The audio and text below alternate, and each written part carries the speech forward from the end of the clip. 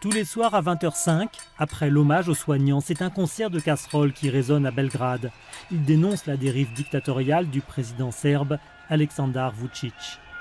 Car depuis le début de la crise sanitaire, le gouvernement multiplie les numéros de propagande à destination des médias.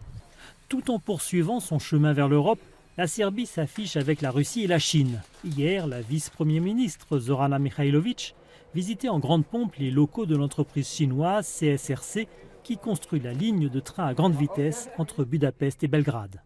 Le plus grand intérêt de la Serbie, c'est de travailler avec les meilleurs dans le monde entier.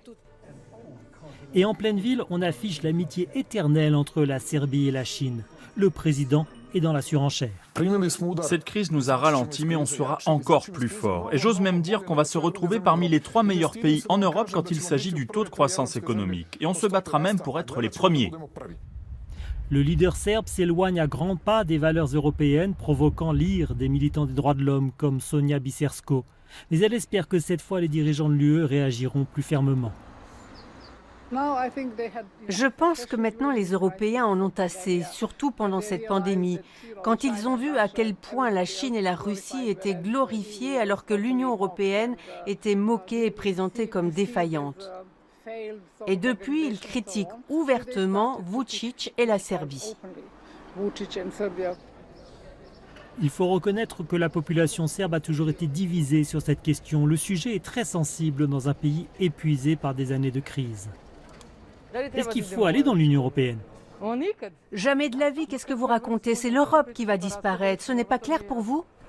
Bien sûr, on y appartient, c'est notre famille européenne. Une autre voie n'est pas envisageable pour la Serbie. Il faut y aller à cause de la réforme judiciaire, pour une vie de meilleure qualité. Tout ça, ça manque en Serbie. Au Parlement, l'opposition inexistante dans la plupart des médias serbes espère aussi que Bruxelles jouera son rôle de gardien des principes démocratiques. La censure des médias crée des conditions favorables au crime, à la corruption, au primitivisme et la folie pure. Tout ça, on est en train de le vivre aujourd'hui en Serbie, au sommet du pouvoir. Et devenir membre de l'Union européenne, cela exclut la possibilité de vivre dans un régime autocrate, presque sultanesque. C'est aussi la crédibilité de l'Union européenne qui se joue dans les Balkans.